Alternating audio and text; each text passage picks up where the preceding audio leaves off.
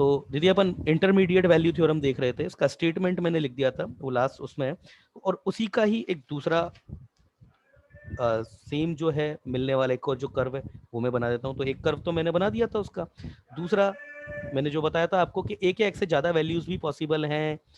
आपको intermediate value का statement समझ में आया? कौन कौन बच्चे बैठे हुए हैं इस क्लास में? अदिति बैठी हुई है? नहीं, अदिति नहीं बैठी हुई, आदित्य है, अमृता नम्रता है, बस यही है।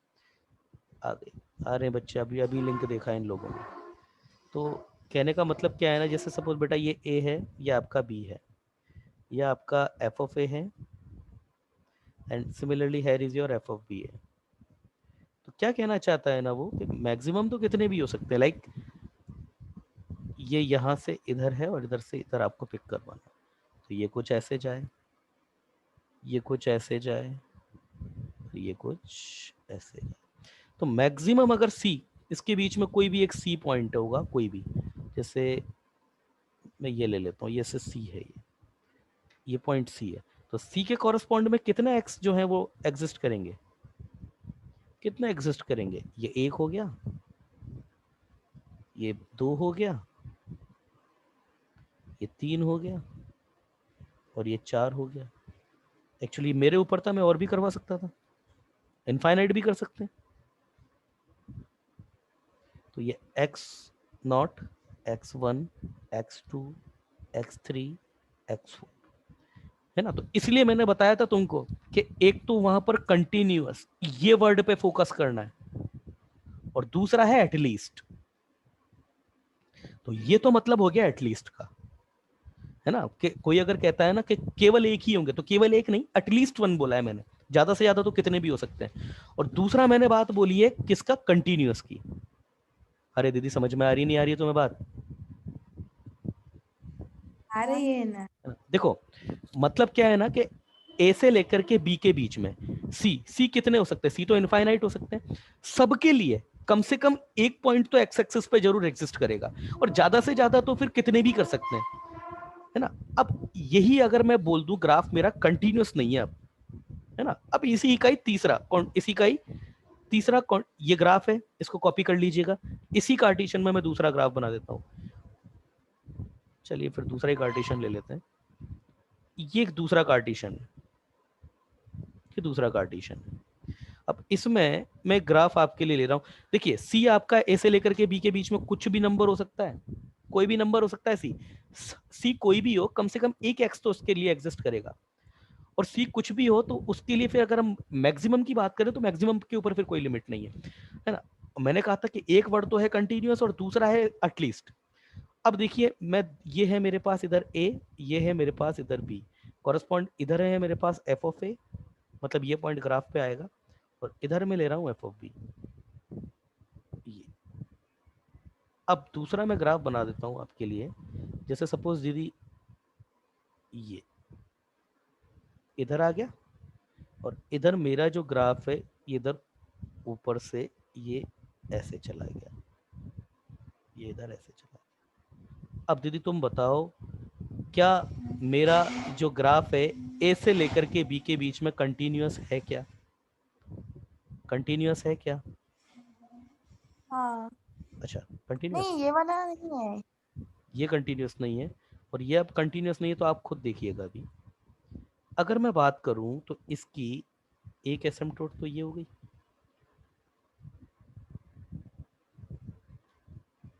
ये एक एसिम्पटोट हो गई इसकी, और दूसरी इसकी बात करूं तो ये तो खैर इनफाइनाइट पे जा रहा है, इसकी तो क्या बात करना। और इसकी बात करूं तो इसकी जो मिनिमा है वो ये हो गया, कुछ तो भी, ये इसका मिनिमा हो गया। अब आप देखिए, देखो दीदी ध्यान से देखना आप कैसे वो घुमाता है। अगर सी मेरा यहां से लेकर के ऊपर है तो मेरे पास इसके कॉरस्पॉन्ड में मुझे वैल्यूज मिल जाएंगी, कोई प्रॉब्लम नहीं है, इसके बीच में एक वैल्यू मिल गई, है ना। और अगर इधर नीचे है सी, इसके नीचे, तब भी मुझे, मतलब इसके नीचे अगर सी है तो उसके रिकॉर्डिंग में भी मेरे को बहुत सारे नंबर जो है वो मिल सकते हैं, जिससे इसके बाद में मिल जाएंगे, है ना। नहीं इधर भी नहीं मिल रहे हैं। तो अब देखो यहाँ पे देखना मतलब क्या है। अब एफ ऑफ ए से लेकर के एफ ऑफ बी के बीच में ऐसे इनफाइनाइट नंबर हैं जिसके कॉरस्पॉन्ड में अगर मैं देखूं तो ग्राफ पर एक भी ऐसा पॉइंट नहीं है जिस जो ए और बी के बीच में आ जाए। जैसे अगर मैं ये पॉइंट लेता हूं, इस पॉइंट के एस्पेक्ट में ये एक पॉइंट मिल गया, चलो ए और बी के बीच में आ जाएगा। यहां की अगर मैं बात करूं तो ये तो आखिरी पॉइंट है। इस वाली स्ट्रीम में एफ ऑफ ए अगर मैं यहां से बात करूं ये कटेगा, और ये पॉइंट आपका ए के बाद में, ए और बी के बीच में कोई भी पॉइंट नहीं है। इसकी बात करूं तो ए और बी के बीच में यहां पर कोई भी पॉइंट नहीं है, फिर उसके बाद तो सवाल ही पैदा नहीं होता। और ये जो सारे पॉइंट हैं इनके बीच में तो ग्राफ ही नहीं है। तो समझ में आई बात क्या है? क्यों दीदी, बात समझ में आई? बात ये है कि आपका जो इंटरमीडिएट वैल्यू थ्योरम है वो क्या बोलती है, इंटरमीडिएट वैल्यू थ्योरम का स्टेटमेंट था वो ये था कि if f is continuous in given close interval a comma b और F of A equal to F of B नहीं होना चाहिए, देन फॉर एनी सी, कोई भी सी जो आपकी रेंज में वाई एक्सिस पे लाई करता हो एफ ऑफ ए से एफ ऑफ बी के बीच में, there exist at least one number x not, f of a से लेकर के एफ ऑफ बी के लिए कम से कम एक नंबर तो एग्जिस्ट जरूर करेगा। सी कुछ भी हो सकता है जिसके कॉरस्पॉन्ड में अगर मैं इस तरीके से उससे एक लाइन खींचूं तो ग्राफ जहां कट करेगा उसके कॉरस्पॉन्ड में एक पॉइंट ए और बी के बीच में कम से कम एक पॉइंट तो जरूर एग्जिस्ट करेगा। और ये जो कट करना ग्राफ के कॉरस्पॉन्ड में एक पॉइंट लाई करेगा, इसको अगर सिंपली मैथमेटिकली लिखूं तो इसका मतलब तो ये हो गया, ये होना चाहिए, ये होता है इसका मतलब। तो आप समझ रहे हैं ना इस बात को समझ में आ रही है बात? अगर सबसे पहले कंटिन्यूअस होना चाहिए और दूसरा एटलीस्ट वन। अब यहां पर आपका क्योंकि कंटिन्यूअस नहीं है तो वो एटलीस्ट वन वाली कंडीशन फेल हो जाती है। समझ में आई बात? समझ में आई? क्योंकि फंक्शन अब हाँ कंटिन्यूअस नहीं है, क्योंकि कंटिन्यूअस नहीं है ना, जब कंटिन्यूअस ही नहीं है तो आपकी आईएमबीटी लगेगी नहीं आपकी, क्योंकि कंटिन्यूअस नहीं है। तो ये है इस क्वेश्चन में, इस थ्योरम में आपका। अच्छा, अब तीसरा और मैं ग्राफ लेता हूं, तीसरा और मैं ग्राफ लेता हूं आपके लिए, F of A equal to F of B करने वाला। अभी एक कंडीशन ये भी तो थी ना, f of A should not be equal to F of b. Sir अगर f of A equal to F of b हो जाएगा तो भी क्या होगा उससे, तो देखते हैं क्या हो जाएगा। जैसे ये है आपका एफ ऑफ ए और यहीं पे ही आपका एफ ऑफ बी आ जाए और ये आपका एफ ऑफ बी भी इसी पे ही आ जाएगा, दोनों सेम हो जाएंगे। तो जब दोनों सेम हो जाएंगे, सर ये कंडीशन क्यों लगाई गई है? तो सिंपल सी बात है, आपका ग्राफ कैसा होगा, कुछ ये होगा। तो अब अगर मैं बात कर रहा हूं इंटरवल एफ ऑफ ए से लेकर के एफ ऑफ बी, तो फिर ये इंटरवल ही डिफाइंड नहीं है ना।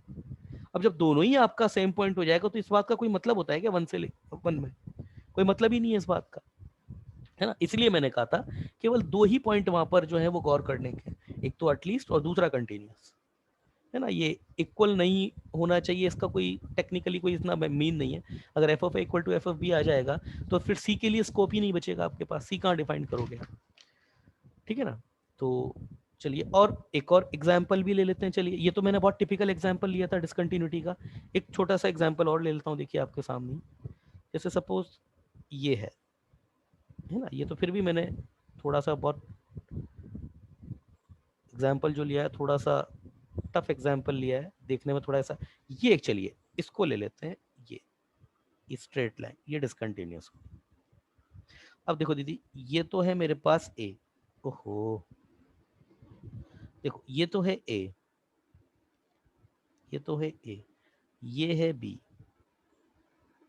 ये है बी, ये पॉइंट है मेरे पास एफ ऑफ ए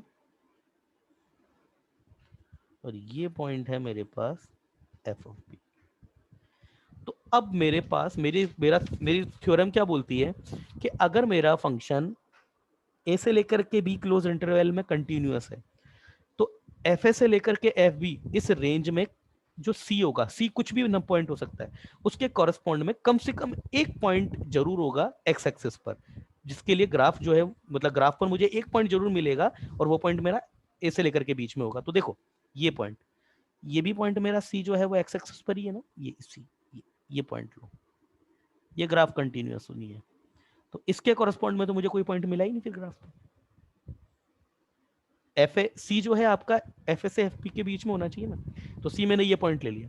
अब इस पॉइंट के कॉरस्पॉन्ड में अगर मैं एक्स एक्सिस पे पॉइंट देखता हूँ तो ग्राफ ही नहीं है इस पॉइंट के बीच में, सीधे निकल जाओगे आप, कोई है ही नहीं, कोई पॉइंट ही नहीं है आपका। तो ये सी आपका एक ऐसा निकल गया जिसके लिए आपका एक्स एक्सिस पर एटलीस्ट वन जो बात बोल रहा था वो कंडीशन ब्रेक हो गई। पर वो कंडीशन ब्रेक कब हुई, फंक्शन आपका कंटिन्यूअस भी नहीं है। तो मैंने क्या बोला, एक तो कंटिन्यूअस होना चाहिए और दूसरा है एटलीस्ट। इसलिए मैं बोल रहा हूं ये होना चाहिए और ये होगा, ये है तब ये होगा। समझ में आया? देखिए कंटिन्यूअस नहीं है, कोई भी पॉइंट नहीं मिला इसके कॉरस्पॉन्ड में आपको एक्स एक्सिस पर। आई क्लियर हुई बात? बात क्लियर है? हाँ। बहुत अच्छे क्वेश्चन बनते हैं इसके ऊपर, बहुत अच्छे अच्छे क्वेश्चन बनते हैं। चलिए कुछ एक क्वेश्चंस देखते हैं या फिर इसको थोड़ा सा और देखते हैं आगे। चलिए नोट डाल के लिख देता हूँ यहाँ पे मैं नोट। नोट क्या है, कंटिन्यूटी इज एसेंशियल, मतलब जरूरी है भैया कंटिन्यूअस होना। Continuity is essential in closed interval a comma b for validity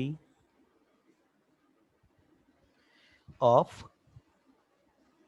this IMVT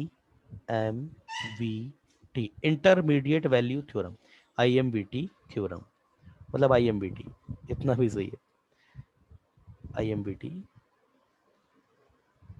theorem, ठीक है। थ्योरम जैसे as in above figure, figure कौन से, ये वाले। तो एक तो मैंने उधर बनाया था उसको तो फर्स्ट नाम दे दीजिएगा, ये मेरे पास फिगर 2 है, ये मेरे पास फिगर 3 है और ये मेरे पास फिगर 4 है। एज इन अबव फिगर, किसमें, ये 3 और 4 में, hair is your 3 above figure 3 and 4, this one is 3 right, figure 3 and figure 4, FA and FB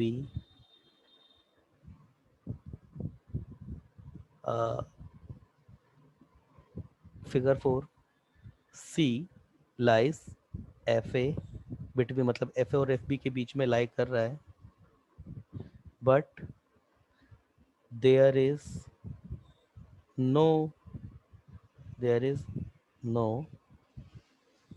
x naught such that f of x naught equal to c। इन ये जो दोनों figure हैं इसके बीच में देखो ये c है, इसके लिए एक भी x नॉट नहीं मिला, इसके लिए तो इनफाइनाइट c मिल जाएंगे ऐसे जिनके लिए कोई x नॉट नहीं मिलेगा, है ना। तो कंटिन्यूटी एसेंशियल है, कंटिन्यूटी आपका एसेंशियल होना चाहिए। अब इसका एक स्पेशल केस भी बनता है, स्पेशल केस ऑफ IMVT,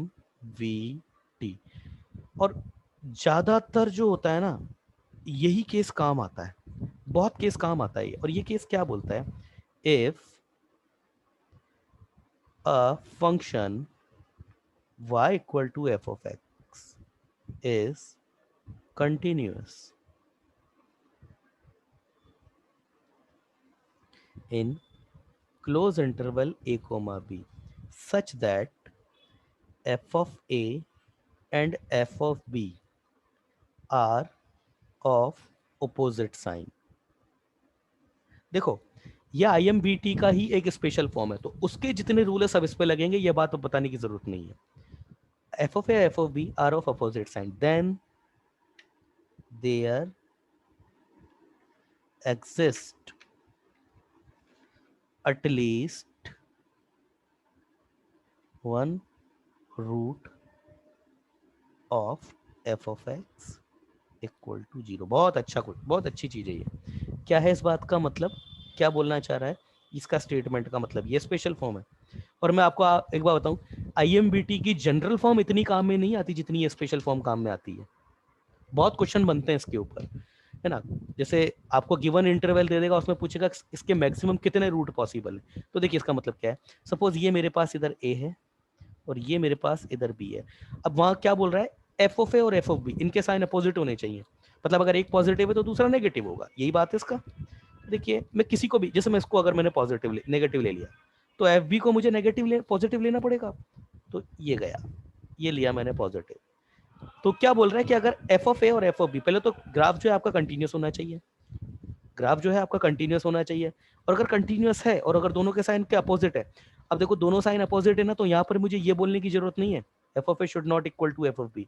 अब ये बोलने की जरूरत नहीं है मेरे को, क्यों, दोनों साइन अपोजिट बोल दिए मैंने, और दोनों साइन के साइन अपोजिट है, इसका मतलब तो पक्का है कि ये होगा ही, है ना। तो इस कंडीशन को मुझे डिफाइन करने की जरूरत नहीं है। तो दोनों के साइन इधर मेरे पास अपोजिट हो गए, तो ये बोल रहा है कि F of X equal to 0 का कम से कम एक रूट जरूर होगा। मतलब f of y is equal to F of x कम से कम एक बार एक्स एक्सिस को तो जरूर काटेगा। ऐसा तो होगा ही भाई, एक ग्राफ है उसका एक टर्मिनल पॉजिटिव और दूसरा टर्मिनल नेगेटिव है, तो उसका मतलब ये कम से कम एक बार तो एक्स एक्सिस को काटेगा। और अगर ज्यादा से ज्यादा की बात करें, ज्यादा से ज्यादा की बात करें तो फिर तो कितने भी बनाओ ना आप, फिर तो कितने भी बनाओ, मैक्सिमम रूट तो फिर कितने भी डिफाइन हो सकते हैं, मिनिमम एक जरूर होगा।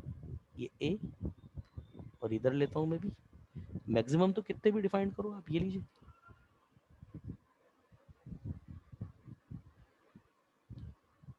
ये आपका इधर इसको बोल देना, ये आपका एफ ऑफ ए हो गया, और ये आपका जो पॉइंट है इसको बोल दो एफ ऑफ बी है।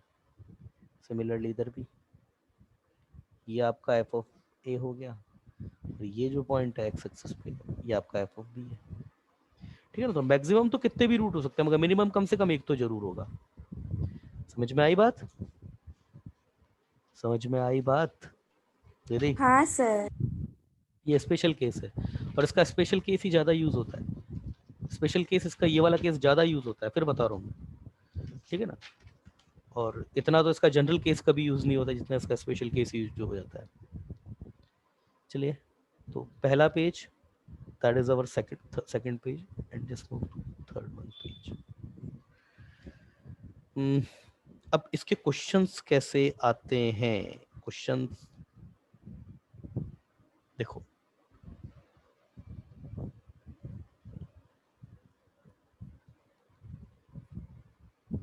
चलो, कोई बच्चा आया है क्या मीटिंग रूम में?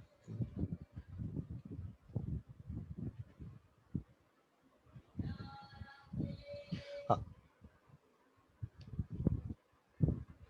एक और नोट लिखते हैं, if f is continuous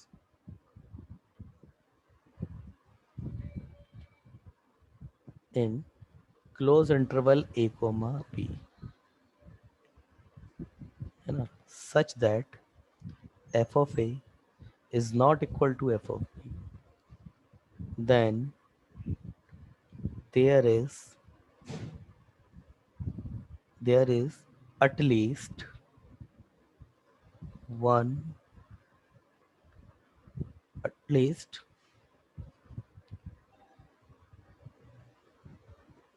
one c define f of a to f of b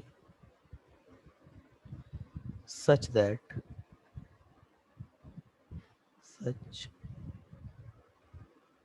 that such that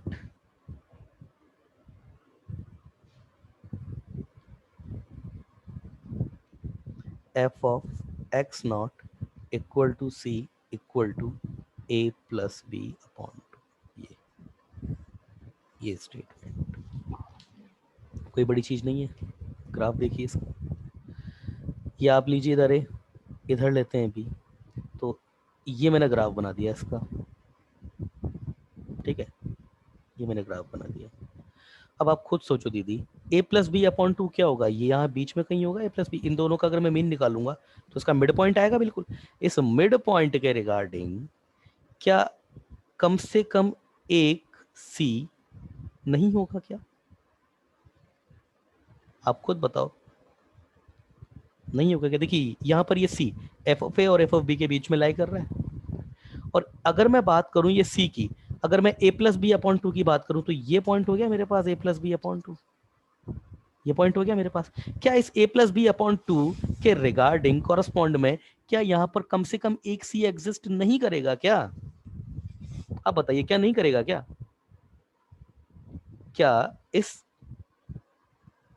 एक c के रिगार्डिंग कम से कम एक तो करेगा ना, ज्यादा से ज्यादा तो कितने भी कर सकते हैं, कम से कम एक तो करेगा ना।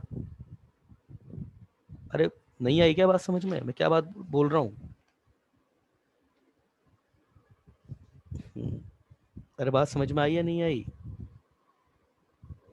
ये स्टेटमेंट मतलब एफ ऑफ एक्स नॉट ये होगा, ये एफ ऑफ ये होगा। तो इस स्टेटमेंट को मुझे थोड़ा सा थोड़ा गलत लिख दिया मैंने। स्टेट ये F of A plus B upon two equal to c, ये हो सही स्टेटमेंट, ये होगा। तो भाई कोई इसमें ऐसी बड़ी बात नहीं है, ए इधर है बी इधर है, ए प्लस बी बाई टू अगर करेंगे तो ये इसका मिड पॉइंट आ जाएगा। अगर ग्राफ मेरा कंटिन्यूअस है और F of A is equal to F of B नहीं है तो कम से कम एक तो जरूर होगा, एफ ऑफ ए और एफ ऑफ बी के बीच में एक सी तो जरूर होगा, इस पॉइंट के कॉरस्पॉन्ड में एक सी तो जरूर होगा। तो वही उसने बात बोली है, ठीक है ना। अब एक एग्जाम्पल लेते हैं, ये बात क्लियर है? यस क्लियर है बात, ये बात क्लियर है? रिचल करण जी के जितने भी बच्चे हाँ हमारे बैठे हुए हैं, हाँ संजीवनी, अमृता, नम्रता, क्लियर है आपको? चलिए नेक्स्ट देखते हैं, कुछ भी नहीं है, इसका एप्लीकेशन पार्ट ही है। एक एग्जांपल देखते हैं। If F of A equal to a है and f of B equal to b है, ठीक है ना, और दूसरा वो बोल रहा है एंड एक्स नॉट जो है आपका लाई करता है ए से लेके बी के बीच में, ठीक है, देन प्रूव दैट कि F of X not equal to आपके पास A plus B upon two होगा, ठीक है, for some X lies between A comma B. क्या कहने का मतलब है ना इसका, ये ऐसे बोल रहा है कि भाई आपके पास कोई एफ ऑफ ए एक्स है आपका, कि F of A equal to a है आपके पास, कोई बहुत बड़ा, देखिए तो ग्राफ से भी हो जाएगा, ये ए है ये बी है। अब एफ ऑफ ए वो भी आपका ए ही आ चुका है और एफ ऑफ बी वो भी आपके बी आ चुका है, तो मतलब मैं इधर भी ए मार्क कर दूं, इधर भी आपका ये बी मार्क कर देता हूँ, तो भाई ग्राफ का टर्मिनल पॉइंट तो ये आ गया मेरे पास, है ना। अब ग्राफ जो है वो आपका वो कंटिन्यूअस है, कंटिन्यूअस भी बोलना पड़ेगा इसको कि ग्राफ आपका जो है वो कंटिन्यूअस है। तो वो बोल रहा है आपके पास कि ए प्लस बी मतलब एक आपके पास एक्स नॉट ऐसा है, इसके बीच में ए और बी के बीच में एक्स नॉट ऐसा जरूर है जिसका फंक्शनल वैल्यू ए प्लस बी अपॉन टू के कॉरस्पॉन्ड में आ रही है ये। तो ग्राफ अगर मैं कंटिन्यूअस भी बताता हूँ, यहाँ पे मुझे कंटिन्यूअस बोलना पड़ेगा, लिखना पड़ेगा इसको, तो इसके कॉरस्पॉन्ड में कम से कम एक एक्स तो जरूर लाई करता है, तो ऐसा तो होगा, ये तो होगा, ये तो होगा ऐसा तो कि बी है और ये ए है, तो ये ए प्लस बी अपॉन टू है ना। ये पॉइंट आपका देखिए, अलग से ही बना देते हैं इसको भी, अलग से बना देते हैं, यहाँ पे स्पेस कम है थोड़ा। ये जो बात बोल रहा है पहले तो उसको थोड़ा सा मैं, if F of A is equal to F A B, ठीक है ना, यहाँ पे लिख देता हूँ ब्रैकेट में F X is continuous in A comma B, इसमें आपका फंक्शन जो है वो कंटिन्यूअस है। तो देखिए कहने का इसका जो मतलब है वो ये है कि ये आपका ए है और ये आपका बी है, ठीक है ना। अब आपका इधर अगर मैं बोलूँ एफ ऑफ ए है और इधर मैं बोलता हूँ ये एफ ऑफ बी है, तो ये आपका और ये आपका टर्मिनल पॉइंट हो गया। तो ग्राफ आपका इसके बीच में कंटिन्यूअस आप कैसा भी बना दिए। अब एफ ऑफ ए बी तो आपका एफ ऑफ बी जो है आपका वो बोल रहा है कि एफ ऑफ बी आपका इक्वल टू बी है, ये बोल रहा है आपका कि एफ ऑफ बी ये आपका बी है और एफ ऑफ ए ये इक्वल टू है, मतलब ये पॉइंट ए है और ये पॉइंट बी है। तो अगर ये पॉइंट ए है और ये पॉइंट बी है तो हटाओ इनको, इसकी जगह ए और बी लिख दो। तो जैसे ही मैं यहाँ पर लिखता हूँ तो ये पॉइंट हो गया मेरे पास 0,b और ये पॉइंट हो गया मेरे पास 0,a, मतलब जो पॉइंट एक्स एक्सिस पर है वही पॉइंट ऊपर वहां पर बाय एक्सिस पर लिए। तो ये बोल रहा है कि इसके बीच में a plus B upon two, A plus B upon two क्या होगा, इनका मीडी इनका मीन होगा, अरिथमेटिक मीन इनके बिल्कुल सेंटर में, इसके कॉरस्पॉन्ड में कम से कम एक एक्स जो है ए और बी के बीच में जरूर लाई करता है। तो भाई ये तो होता है ना, ये तो होगा, ये तो होगा। समझ में आई बात? हाँ। समझ में आई? और अगर इसका मैथमेटिकल प्रूफ देखना चाहते हो तो वो तो और सिंपल है भाई, एफ ऑफ ए कितना है आपका, इक्वल टू ए है, एंड एफ ऑफ बी आपका क्या है, ये आपका इक्वल टू बी है, ये आपका भी है। अब देखिए F of A plus F of B upon two, ये आपका कहाँ लाई करेगा, भैया आपका एफ ऑफ ए से एफ ऑफ बी के बीच में लाई करेगा। मैथमेटिकल प्रूफ बता रहा हूँ, ये आपका इसके बीच में लाई करेगा। अब इसका मतलब, तो मैं तो फिर इसकी जगह वैल्यू रख सकता हूँ, तो इसका मतलब तो ये हो गया कि a plus B upon two, ये भी आपका कहाँ लाई करेगा, ये आपका F of A F of B के बीच में लाई करेगा, ये तो लाई करेगा। अब ये मेरे पास क्या हो गया, ये मेरे पास एक कोई नंबर है जो एफ ऑफ ए से लेकर एफ ऑफ बी के बीच में। तो भाई अगर मेरा ग्राफ कंटिन्यूअस है और F of A is not equal to F of b, वो दे ही रहा है कि F of A equal to a है और F of B equal to b है, और a is not equal to b है, तो इसका मतलब ए और बी आपस में इक्वल तो है नहीं, तो F of A equal to F of B, यहां से बात क्लियर है कि F of A is not equal to F of B है। और ये आपका नंबर जो है वो एफ ऑफ ए से एफ ऑफ बी के बीच में आ गया, मतलब रेंज के अंदर पड़ रहा है ये नंबर आपका। तो फिर यहाँ पे by I M V T, I M V T से, अब ये नंबर यही तो बोलती है आई एम वी टी कि ये इक्वल नहीं होना चाहिए और एफ ऑफ एक्स कंटिन्यूस होना चाहिए। तो जो सी होगा वो रेंज के बीच में हर सी के लिए कम से कम एक नंबर ए और बी के बीच में जरूर होगा। तो यही तो बोलती है कि F of X not equal to आपका सी होगा, ये तो बोलती है। तो सी आपका ये हो गया है, इसके लिए कम से कम एक एक्स नॉट जरूर एग्जिस्ट करेगा ए प्लस बी बाई टू के लिए, और ये एक्स नॉट आपका क्या होगा, ए और बी के बीच में होगा। ये आपका मैथमेटिकल प्रूफ हो गया आईएमबीटी लगा करके। क्लियर है बात? रिप्लाई कीजिए, क्लियर है? क्लियर है बात? हाँ। तो ये आता है, देखिए ये आपका मैथमेटिकल प्रूफ है। क्या किया है मैंने, मैं दोबारा बताता हूँ, F of A equal to A, F of B equal to B, ये दोनों इक्वल नहीं है।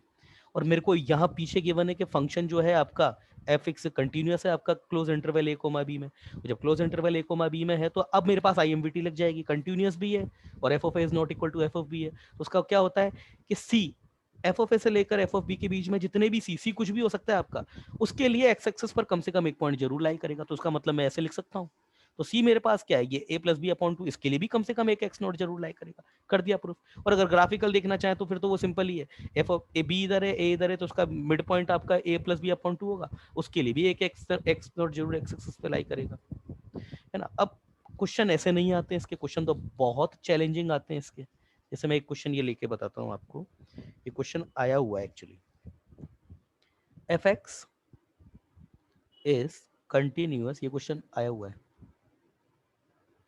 कंटिन्यूअस इन 0,1, देखो कैसे क्वेश्चन आते हैं आईएमबीटी के, and f of a 0 equal to 0 given है, एंड एफ ऑफ 1 ये भी आपको 0 गिवन है, then prove that f of C equal to 1 minus 2c square for some c 0 से लेके 1 के बीच में। ये है भैया, पढ़ लो क्वेश्चन को एक बार, फिर इस क्वेश्चन का सॉल्यूशन देखते हैं क्या होगा, क्या होता है इसका सॉल्यूशन अभी देखते हैं अपन। क्वेश्चन समझ में आया क्यों दीदी? क्वेश्चन समझ में आया नहीं आया?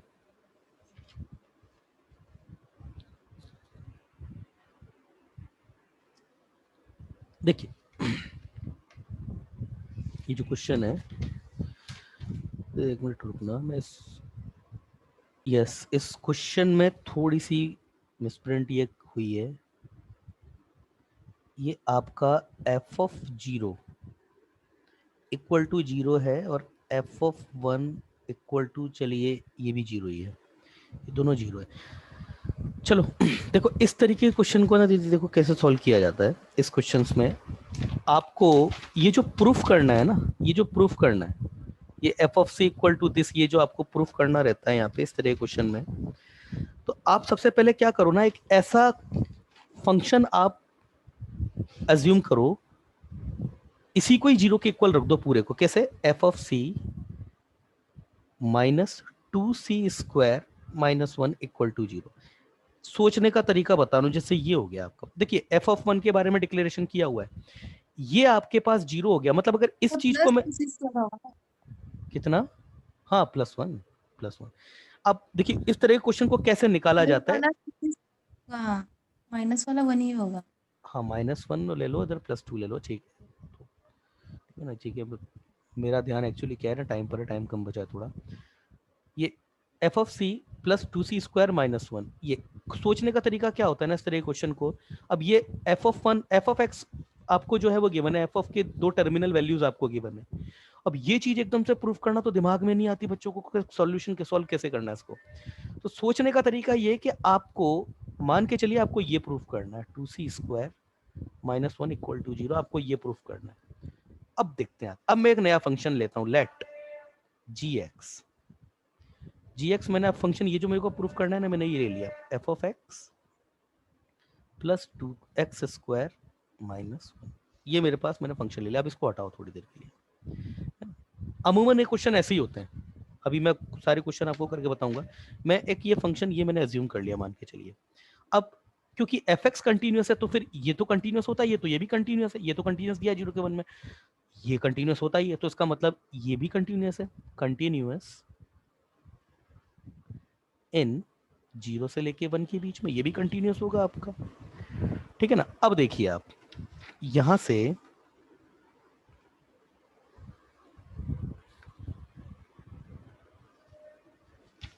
एक मिनट यार, क्वेश्चन